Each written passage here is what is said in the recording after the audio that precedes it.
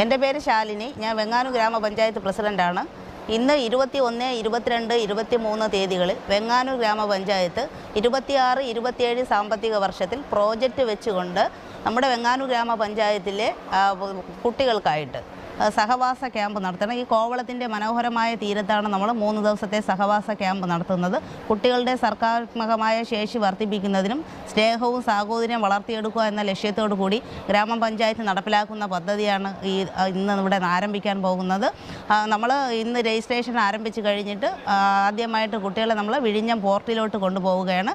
അവിടെ പോയതിന് ശേഷം അവിടുത്തെ കാര്യങ്ങളെല്ലാം കണ്ട് നമ്മുടെ രീതികളെല്ലാം കണ്ട് മനസ്സിലാക്കിയതിന് ശേഷം തിരിച്ച് നമ്മൾ ഇവിടെ അക്വേറിയത്തിലെത്തും. അക്വേറിയം എല്ലാം കുഞ്ഞുങ്ങളെ കാണിച്ചതിന് ശേഷം ഇന്ന് 2 മണിക്ക് ഇവിടെ ഉദ്ഘാടന പരിപാടി ആരംഭിക്കും.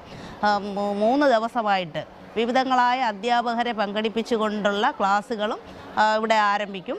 3ാമത്തെ ദിവസമാണ് ഇതിൻ്റെ സമാപന ഉദ്ഘാടനം നടക്കുന്നത്. ബഹുമാനിയായ നമ്മുടെ ജില്ലാ പഞ്ചായത്ത് പ്രസിഡൻ്റാണ് ഉദ്ഘാടനം ചെയ്യുന്നത്.